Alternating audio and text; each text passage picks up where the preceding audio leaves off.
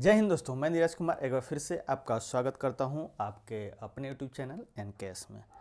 तो चलिए दोस्त, करते हैं शुरुआत अपने सेशन का। जैसा कि आप जानते हैं, यह प्रश्नावली 8.1 है जिसमें हम प्रश्नों को कर रहे हैं।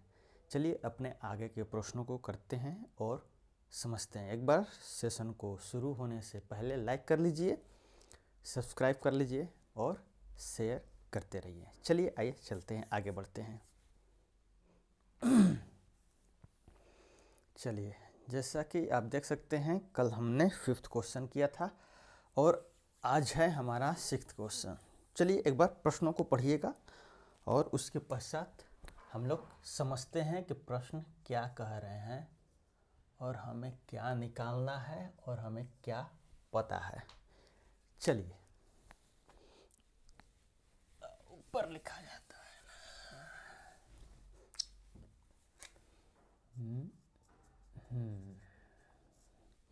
6th question. चलिए, आशा करता हूँ आप पढ़ लिए होंगे। आइए एक बार मिलकर पढ़ते हैं। देखिए क्या कह रहा है। प्रश्न बोल रहा है कि समांतर चतुर्भुज ABCD का विकर्ण AC कोण A को समद्विभाजित करता है, जैसा कि आप आकृति 8.19 में स्पष्ट रूप से देख सकते हैं। अब इसने प्रश्न बोल दिया है कि ABCD क्या है, एक समांतर चतुर्भुज। तो सबसे पहला कार्य चित्र बनाना। आइए ABCD एक समांतर चतुर्भुज बनाते हैं। ABCD एक समांतर चतुर्भुज ABC और D। ये क्या है, एक समांतर चतुर्भुज है। बोल रहा है कि इनका जो विकर्ण AC है वो A को क्या कर रहा है, समद्विभाजित कर रहा है। तो सबसे पहले AC विकर्ण खींचेंगे इस प्रकार, और A को क्या कर रहा है, समद्विभाजित। A को समद्विभाजित करने का मतलब कि यह दोनों एंगल जो होंगे आपस में क्या होंगे, बराबर होंगे। बाकी दो प्रश्न दिया हुआ है उसे आपको करना है। उसमें क्या दिखाना है आपको कि जो AC है वो एंगल C को भी क्या कर रहा है, समद्विभाजित कर रहा है। प्लस आपको यह दिखाना है कि जो यह ABCD है यह समांतर चतुर्भुज तो है, सही बात है, लेकिन ABCD एक सम चतुर्भुज भी है, ये भी आपको दिखाना है। तो चलिए सबसे पहले लिख लेते हैं दिया क्या हुआ है। दिया हुआ है कि ABCD क्या है, एक समांतर चतुर्भुज है। क्या है दोस्त, समांतर चतुर्भुज है। और क्या दिया हुआ है, और दिया हुआ है कि AC विकर्ण एंगल A को क्या कर रहा है, समद्विभाजित कर रहा है। क्या कर रहा है, समद्विभाजित कर रहा है। दर्शाइए, क्या दर्शाना है, जरा गौर से देखिएगा। दो सवाल हैं। दर्शाना यह है कि एंगल C भी AC से क्या हो रहा है, समद्विभाजित हो रहा है। ये दर्शाना है। क्या हो रहा है, AC एंगल C को भी क्या कर रहा है, समद्विभाजित कर रहा है, ये। और दूसरा क्वेश्चन है, और इसमें दूसरा प्रश्न है, बोल रहा है कि दर्शाइए कि ABCD क्या है, समचतुर्भुज है। क्या है, समचतुर्भुज है। ये आपको दर्शाना है। चलिए आइए चलते हैं, शुरुआत करते हैं। अब जरा गौर से देखिएगा दोस्त, इसमें पहले ही बोल दिया है ये एंगल आपस में क्या है, बराबर है। हमने अब देखिए पहला क्वेश्चन पर चलते हैं। सबसे पहले पहला क्वेश्चन बोल रहा है कि एंगल C भी AC से क्या है, समद्विभाजित। एंगल C देखिए यहाँ पर समद्विभाजित होने का मतलब कि यह एंगल भी आपस में क्या होंगे, बराबर होंगे। और हमने आपको बार बार यही बात बोला है दोस्त कि कोई भी एंगल हो या फिर कोई भी साइड हो, अगर उसे आप बराबर करना चाहते हैं तो सिंपल उस एंगल और उस साइड को किसी ट्रायंगल में ढूंढिए और उस ट्रायंगल का नामकरण कीजिए। और जब वह दो त्रिभुज यानी ट्रायंगल आपको मिल जाते हैं तो उन दोनों ट्रायंगल को सर्वांग कर दीजिए। और सर्वांग कर देंगे तो उनके जो भी साइड होंगे, जो भी एंगल होंगे, कोण होंगे, वे सभी क्या हो जाएंगे, आपस में बराबर हो जाएंगे। तो पहला क्वेश्चन जरा ध्यान से देखिएगा।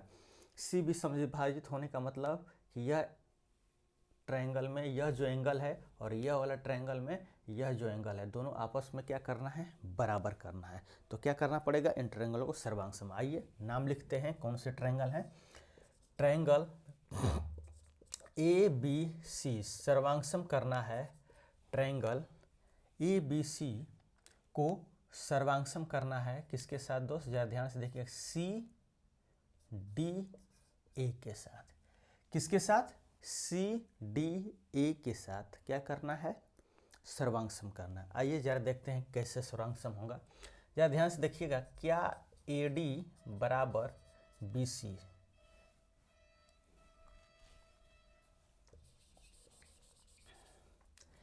इधर देखिएगा, क्या BC बराबर AD लिख सकते हैं? BC बराबर AD लिख सकते हैं। क्यों लिख सकते हैं? क्योंकि यह दिया है। कहाँ दिया है सर? क्यों, कैसे पता चला कि यह दिया हुआ है? तो बोल रहा है ना कि ABCD क्या है? समांतर चतुर्भुज है। और जब ABCD समांतर चतुर्भुज है दोस्त, तो कोई भी समांतर चतुर्भुज जब होते हैं तो वो क्या, उनके सम्मुख भुजाएं पैरेलल होती हैं या फिर वो अब बराबर होते हैं। तो हमने क्या लिखा है? बराबर लिखा है। अब चलिए, अब जरा ध्यान से देखिएगा, क्या आपको AB CD के बराबर है? हाँ, और ये भी क्या है? दिया है। और बाकी जो AC बच जाएगा वो क्या हो जाएगा? उभयनिष्ठ। क्या हो जाएगा? उभयनिष्ठ हो जाएगा। अब जरा ध्यान से देखिएगा, इसलिए क्या, यस सर्वांग समता से, यस सर्वांग समता से क्या ट्रायंगल ABC सर्वांगसम हो जाएगा ट्रायंगल CDA के साथ? बिल्कुल हो जाएगा सर। यस से यह सर्वांगसम हो जाएंगे। जब यह सर्वांगसम हो जाएंगे तो क्या CPCT के अनुसार, किसके अनुसार दोस्त? CPCT के अनुसार क्या हो सकता है? जरा गौर से देखिएगा, क्या CPCT के अनुसार यह एंगल बराबर हो सकते हैं? आइए जरा देखते हैं। अब नामकरण करेंगे तो एंगल A, जब एंगल का नाम लिखेंगे तो जरा ध्यान से देखिए, एंगल A, एंगल C, यानी कि आप जब इस ट्रायंगल का बात करेंगे एंगल BAC, यानी इस एंगल का बात करेंगे ABC में, तो ये ABC में, सिर्फ ये वाला ट्रायंगल ABC में एंगल A क्या है? यह है। यह CDA में एंगल C के बराबर है, यानी इसके बराबर है। यानी कि जरा गौर से समझिएगा, यहाँ पे थोड़ा गौर से समझिएगा। इसको 1 2 3 और 4 नंबर दे देते हैं तो हमारा यह एंगल इसके बराबर निकल कर आ रहा है और यह एंगल इसके बराबर निकल कर आ रहा है। तो आप कहेंगे कि सर ये कैसे हो गया, हमको तो ये दोनों बराबर करना है। तो ये दोनों सर्वांगसम जब कर ही दिए तो क्यों नहीं ये दोनों आपस में बराबर हो सकते हैं? नहीं हो सकते हैं दोस्त। क्यों? क्योंकि आप जो ट्रायंगल का नामकरण किए हैं उस नामकरण के अनुसार ये दोनों बराबर नहीं हो सकते हैं। परंतु आपका ट्रायंगल का नामकरण जो है वो सही है, इसमें कोई समस्या नहीं है। लेकिन कभी भी जब सर्वांगसम करेंगे तो यह एंगल इसके बराबर नहीं निकल कर आएगा। तब फिर कहेंगे कि क्यों, तब ये हम दोनों को कैसे बराबर करेंगे सर? तो आइए जरा ध्यान से देखिएगा।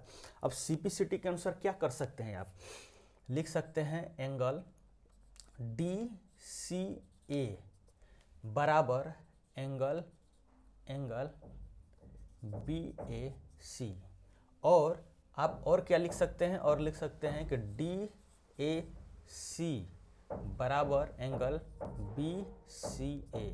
ये दो आपने कंक्लूजन निकाला। अब देखिए जरा ये कैसे, क्या सही है नामकरण के अनुसार? C एंगल A के बराबर, C एंगल A के बराबर, कोई टेंशन नहीं। A एंगल किसके बराबर? C के बराबर। A एंगल बीच में C है। अब घबराइएगा मत कि सर ऊपर भी A एंगल है नीचे भी C एंगल है। तब यहाँ ध्यान से देखिएगा, इस ट्रायंगल में यह A है, इस ट्रायंगल में भी यह A ही है, इस ट्रायंगल में यह C है, इस ट्रायंगल में भी यह C का ही क्या है? भाग है। अब जरा ये आप लिख दिए तो जरा ध्यान से देखिएगा दोस्त, जरा ध्यान से देखिएगा, DCA यानी एक, यानी यह कौन सा एंगल है? एक एंगल है। अब जरा यहाँ पर ध्यान से देखिएगा, क्या हम एंगल DCA को BAC के बराबर लिखें? किसके? BAC के बराबर लिखे हैं।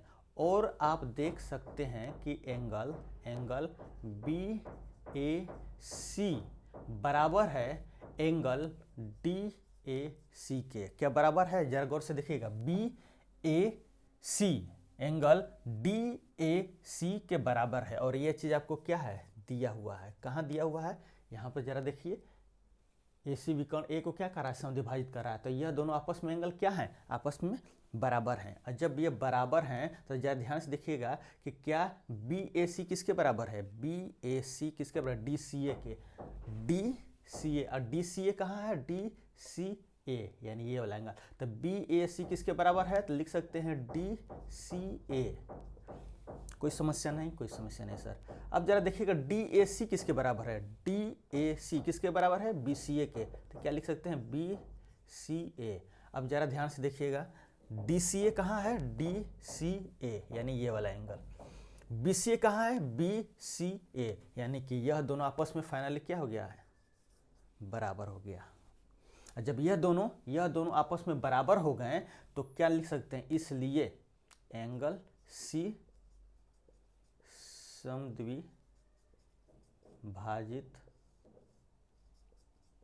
होता है एसी विकर्ण से। किससे, एसी विकर्ण से। चलिए, आई थिंक समझ में आएगा दोस्त। एकदम स्टेप बाय स्टेप बताएं, कुछ नहीं किए हैं, बस इन्हीं दोनों ट्रायंगल को क्या किए हैं, सर्वांगसम किए हैं। जब सर्वांगसम करेंगे तो यह एंगल इसके बराबर आ जाएगा, यह एंगल इसके बराबर आ जाएगा, और यह दोनों एंगल क्या हैं, आपस में बराबर हैं। तो इस एंगल की जगह एंगल 1 लिख सकते हैं, इस एंगल की जगह एंगल 2 लिख सकते हैं। तो एंगल 1 और 2 क्या हो जाएंगे, आपस में फाइनली बराबर हो जाएंगे। चलिए एक बार देख लीजिए, लिखना है पॉज कर कर लिख लीजिएगा। चलिए आगे बढ़ते हैं, चलिए आगे बढ़ते हैं। चलिए 7th क्वेश्चन पढ़िए जरा, देखिए क्या है।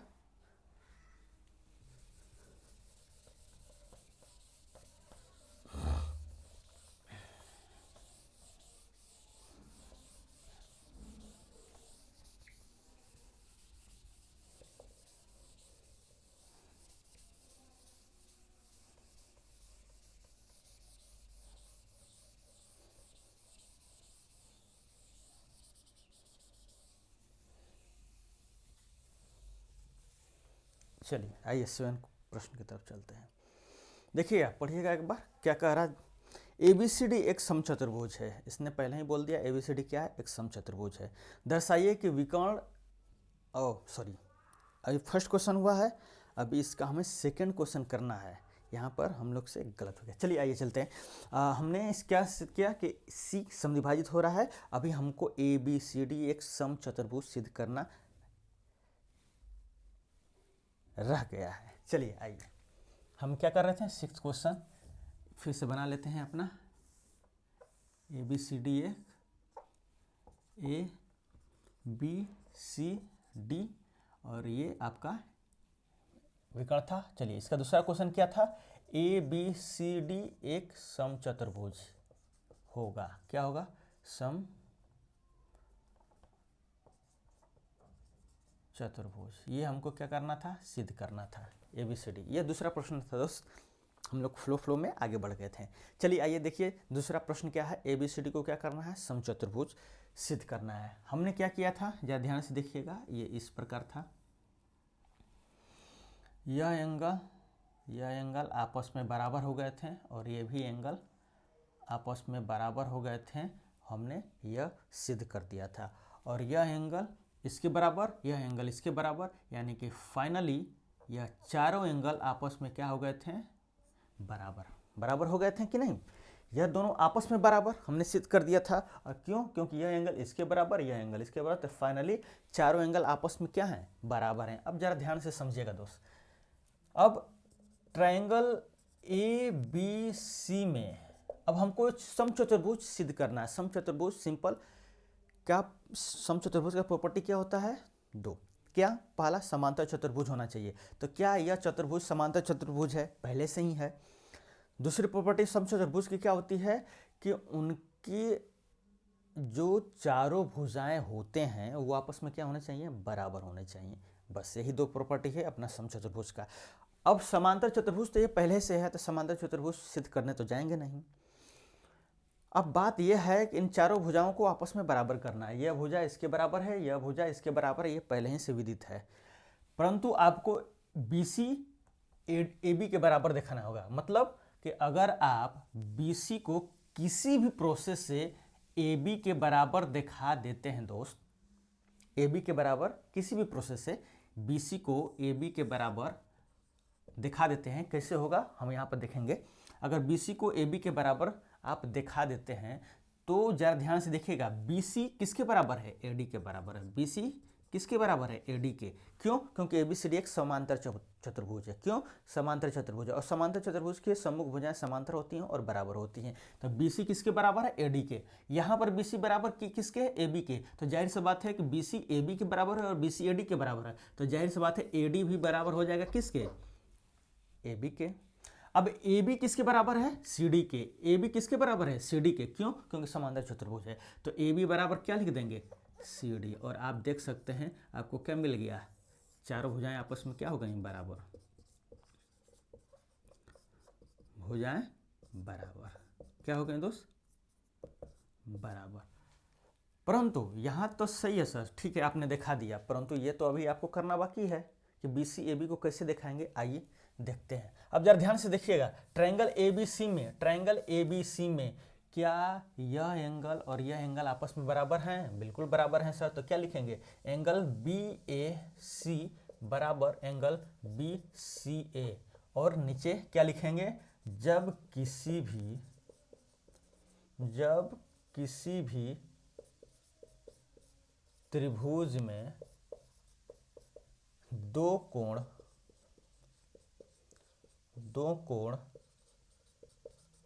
आपस में बराबर हो तो उनके सम्मुख भुजा भी आपस में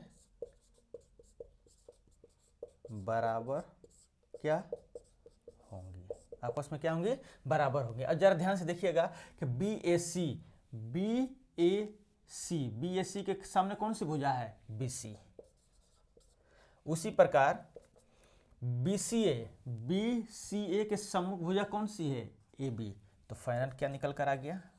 BC बराबर AB। और यही हमको दिखाना था, हमने BC बराबर AB दिखा दिया। अब बाकी इसके आगे का प्रोसेस आप समझते हैं। चारों भुजाएं आपस में क्या हो जाएंगे दोस्त? बराबर हो जाएंगे। चारों भुजाएं आपस में क्या हो जाएंगे दोस्त?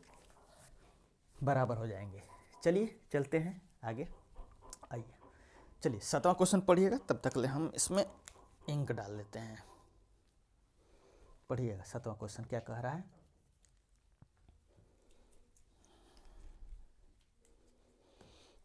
चलिए देखिए 7वां क्वेश्चन क्या कर रहा है दोस्त? बोल रहा है कि ABCD एक समचतुर्भुज है। क्या है? ABCD एक क्या है दोस्त? समचतुर्भुज है। दर्शाइए कि AC जो है कोणों A और C दोनों को समद्विभाजित करता है, तथा जो विकर्ण BD है वो भी B और D को भी क्या करता है? समद्विभाजित करता है। तो आइए चलिए शुरुआत करते हैं। आइए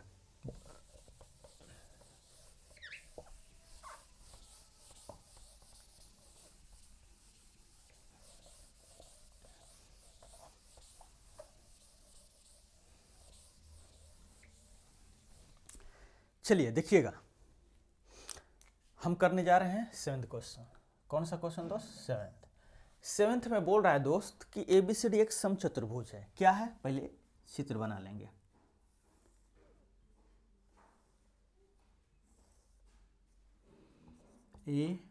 ABCD क्या बोला है? समचतुर्भुज उसने बोला होगा। आइए देख लेते हैं एक बार। ABCD क्या है? एक समचतुर्भुज है। बोला है कि दोस्त ABCD क्या है? एक समचतुर्भुज है। यही हम बस यही चीज हमको क्या है? दिया है। ABCD क्या है? समचतुर्भुज। जब यह समचतुर्भुज है तो इसके साथ यह क्या क्या हो सकता है समझिएगा, यह समांतर चतुर्भुज भी हो सकता है, प्लस इसके सभी भुजाएं आपस में बराबर हो सकती हैं। ये दो प्रॉपर्टी आपके पास है। मतलब अगर यह बोल दिया कि ABCD एक समचतुर्भुज है तो आपके पास इसके साथ दो बाण आपके पास हैं।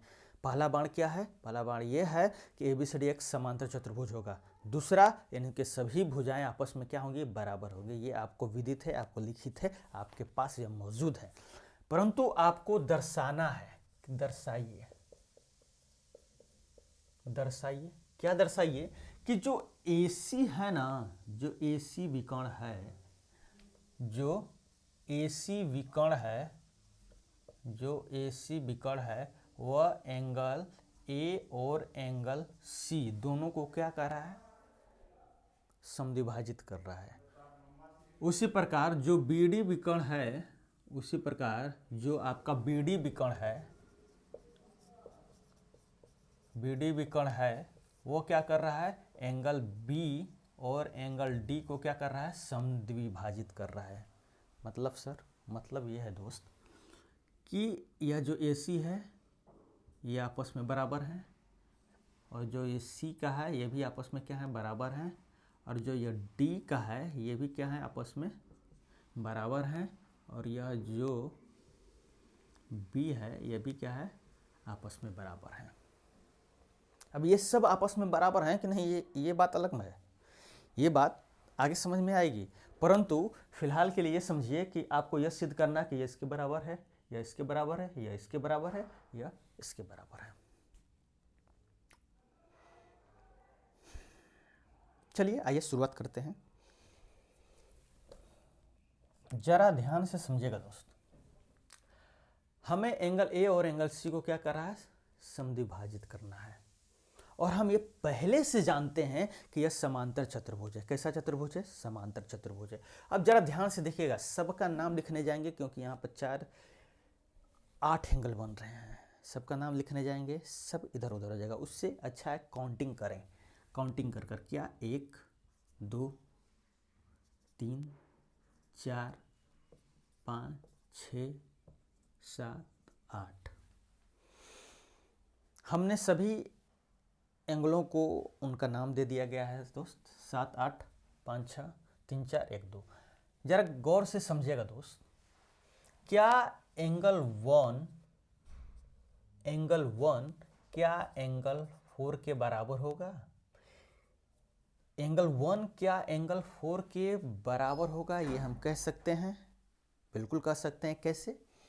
क्योंकि ABCD एक समांतर चतुर्भुज है। जब समांतर चतुर्भुज है तो दो रेखाएं समांतर होती हैं, एक तीसरी रेखा कट करती है, तो अंतः एकांतर कोण क्या होते हैं? बराबर होते हैं। क्या होते हैं? अंतः एकांतर कोण क्या होते हैं दोस्त? बराबर होते हैं। क्या उसी प्रकार हम एंगल 2 बराबर एंगल 3 लिख सकते हैं, और रीजन क्या होगा? सेम। रीजन क्या होगा दोस्त? सेम होगा। पहले हम AC को लेकर चल रहे हैं। किसको लेकर चल रहे हैं? AC को लेकर चल रहे हैं। उसके बाद फिर सेम प्रोसेस से आप BD को करेंगे। पहले AC से लेकर हम समझा दे रहे हैं, सेम प्रोसेस से आपको BD को करना होगा। चलिए आइए समझिएगा जरा। एंगल 1 इक्वल टू एंगल 4 होगा sir, angle 1 equal to angle 4 होगा, एंगल 2 इक्वल टू एंगल 3 होगा, बिकॉज ऑफ यह पैरेललोग्राम है, यानी समांतर चतुर्भुज है, और यह दोनों अंतः एकांतर कोण है, और अंतः एकांतर कोण बराबर होते हैं। जब ये अंतः एकांतर कोण है और बराबर होते हैं सर, तो चलिए ठीक है, मान लेते हैं यह इसके बराबर हो जाएगा, यह इसके बराबर हो जाएगा, लेकिन इससे यह कहाँ सिद्ध हो रहा है कि 3 बराबर 4 है, 1 बराबर 2 है। हमको तो फाइनली यह ना सिद्ध करना है सर कि 1 बराबर 2 होगा या 3 बराबर 4 होगा, लेकिन आपने तो 2 बराबर 3 किया है और 1 बराबर 4 किया है। आइए समझते हैं कैसे होगा। ज़रा ध्यान से समझिएगा। इसको करने के लिए दो ट्रायंगलों को सर्वांगसम करना होगा। कौन से ट्रायंगल? ABC को सर्वांगसम करना होगा दोस्त। सर्वांगसम करना होगा ट्रायंगल CDA के साथ। इससे क्या होगा सर? आइए समझ में आएगा दोस्त, समझिएगा जरा। पहले इसको सर्वांगसम करते हैं। क्या हम लिख सकते हैं AB बराबर CD? बिल्कुल लिख सकते हैं। क्यों? क्योंकि यह ABCD समांतर चतुर्भुज है, और सम्मुख भुजाएं बराबर और क्या होती हैं? समांतर होती हैं। क्या उसी प्रकार हम एडी, क्या उसी प्रकार हम बीसी बराबर एडी लिख सकते हैं सर? बिल्कुल लिख सकते हैं। रीजन क्या होगा? वही होगा। अभी के लिए ये भूल जाइए। क्यों? क्योंकि हम आपको एसी का कर दिखा रहे हैं। आप सेम प्रोसेस से बीडी भी करेंगे, आप अपने से करेंगे। जब आप एक चीज़ समझ लेंगे तो दूसरा सेम उसी प्रकार करना है तो कोई समस्या नहीं आएगा, कोई समस्या नहीं आएगा दोस्त। चलिए समझिएगा, इसको मिला देते हैं। BC बराबर AD, BC बराबर AD निकल कर आ जाएगा। और इन दोनों ट्रायंगलों में क्या AC और AC क्या हो जाएगा? ओवेनिस्ट हो जाएगा। इसलिए क्या लिख सकते हैं? इसलिए ट्रायंगल ABC सर्वांग सम ट्रायंगल CDA SSS सर्वांग समता नियम से। किसके नियम से? SS सर्वांग समता नियम से। इससे क्या होगा सर? आपने सर्वांगसम किया तो आइए समझिएगा। जब हमने सर्वांगसम किया दोस्त, तो क्या हम CPCT के अनुसार, किसके अनुसार? CPCT के अनुसार, क्या हम CPCT के अनुसार क्या कर सकते हैं? जरा ध्यान से समझिएगा। हमें क्या करना था? ओह, हम काफ़ी दूर चले आए हैं। हमें ये करने की कोई ज़रूरत नहीं था दोस्त। क्यों? क्योंकि ये समांतर चतुर्भुज पहले से ही था। CPCT के अनुसार फाइनली निकल कर यही आएगा कि एंगल 2 बराबर एंगल 3 और एंगल 4 बराबर एंगल 1, यही निकल कर आएगा CPCT के अनुसार। और जो आप यहाँ पर लिखे हैं, ये क्यों लिखे हैं? क्योंकि ABCD एक पैरेलल, कोई भी रूल अपना सकते हैं। ये रूल लंबा थोड़ा हो जाएगा दोस्त, तो इसे आप छोड़ भी सकते हैं। फाइनली इससे क्या निकल कर आएगा? एंगल 2 बराबर 3, एंगल 4 बराबर 1, जो हम पहले यहाँ पर निकाल चुके हैं। यहाँ तक समझिएगा दोस्त, एक बार गौर से समझिएगा। ये जो चीज़ हम लिखे हैं ना, ये क्यों होगा? क्योंकि ये समांतर चतुर्भुज है, इस वजह से लिखे हैं। बाकी अगर दो ट्रायंगलों को हमने आपस में सर्वांगसम किया तो फाइनली हमको CPCT के अनुसार क्या निकल रहा है? यही चीज़ निकल रहा है। ये क्यों हुआ? ये इसका प्रूफ है। परंतु हमको क्या करना है? 3 और 4, 1 और 2 को आपस में क्या करना है? बराबर करना है।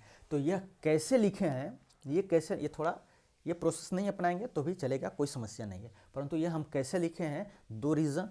पहला रीज़न, आपने क्या किया? इनको दो ट्रायंगलों को सर्वांगसम किया तो 2 बराबर 3 और 4 बराबर 1 निकल कर आया। दूसरा, आप डायरेक्ट लिख सकते हैं कि 1 बराबर 4 होगा, 2 बराबर 3 होगा। क्यों? क्योंकि ABCD एक समांतर चतुर्भुज है। आप दोनों में से कोई भी प्रोसेस अपना सकते हैं, इसी प्रोसेस को अपनाइएगा। ये 2 लाइन का प्रोसेस है, शॉर्ट है, और आपको ये करना होगा तो काफ़ी लंबा हो जाएगा। अब इसके बाद है हमको ये करना है, ध्यान समझिएगा। अब इसको यहाँ से मिटा रहे हैं दोस्त, समझिएगा। ये थोड़ा प्रूफ करके दिखा दिए किस प्रकार ये होगा। चलिए आइए,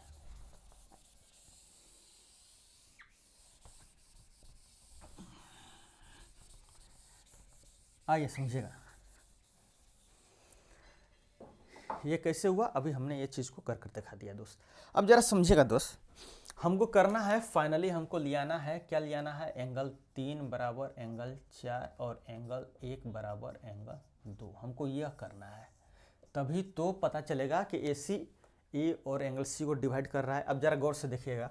अब ट्रायंगल ABC में क्या AB इक्वल टू BC है?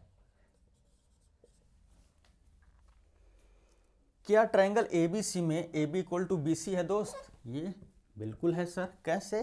क्योंकि ABCD एक समचतुर्भुज है, या फिर आप कह सकते हैं कि दिया हुआ है। क्या कह सकते हैं? दिया हुआ है। अब AB बराबर क्या है? BC। गौर से समझिएगा, ध्यान से। यह कैसे बराबर है समझ रहे हैं? अब उसके आगे का प्रोसेस, AB बराबर BC, AB बराबर BC लिख सकते हैं क्योंकि ABCD एक समचतुर्भुज है।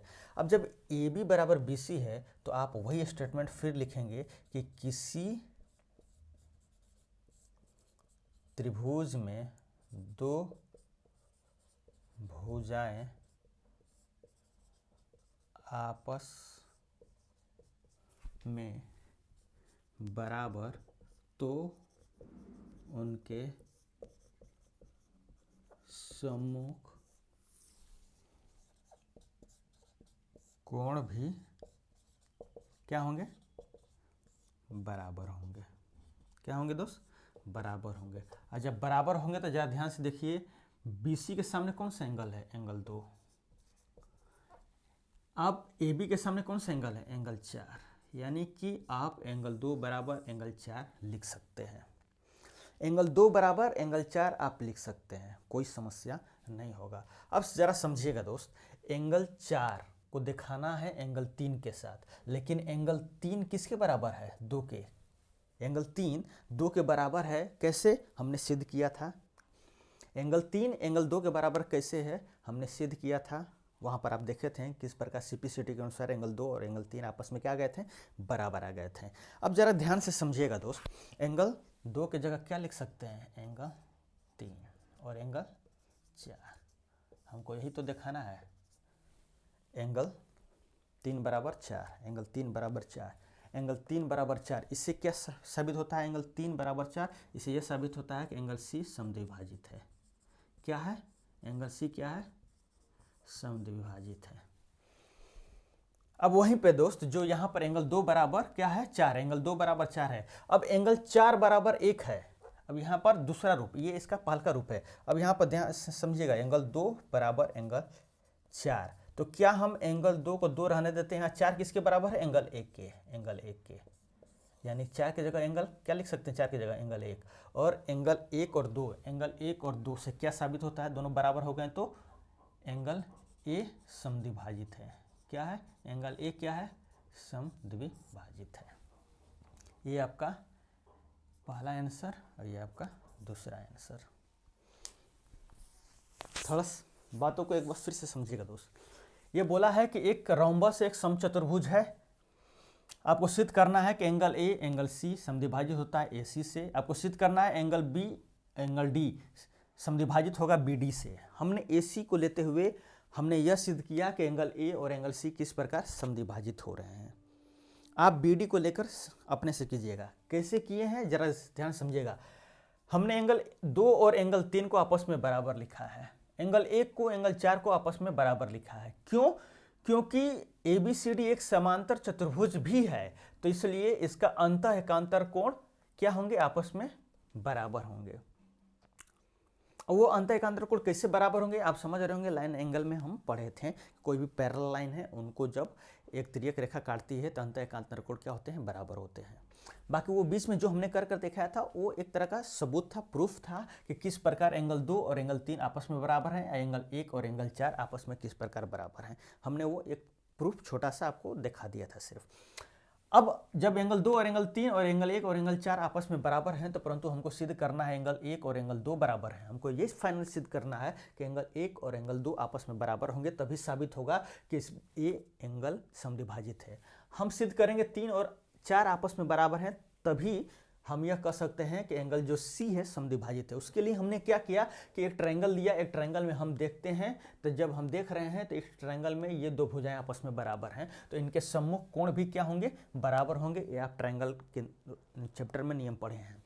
अब इसके सम्मुख एंगल 4, इसके सम्मुख एंगल 2, तो एंगल 2 और एंगल 4 का हो जाएगा, आपस में क्या हो जाएगा, बराबर हो जाएगा। तो एंगल 2 और एंगल 4 आपस में बराबर। क्यों, क्योंकि किसी भी ट्रायंगल के दो भुजा आपस में बराबर होती हैं तो उनके सम्मुख कोण भी आपस में क्या होते हैं, बराबर होते हैं। तो जब एंगल 2 और एंगल 4 आपस में बराबर हो गए तो एंगल 2 किसके बराबर है, एंगल 3 के। तो एंगल 2 के यहाँ एंगल 3 और बाकी किसके बराबर, एंगल 4 के। अब फाइनल क्या हो गया, एंगल 3 किसके बराबर, एंगल 4 के। एंगल 3 एंगल 4 के। तो इससे क्या सिद्ध होता है कि एंगल जो C है वो समद्विभाजित है। एंगल C क्या है, समद्विभाजित है।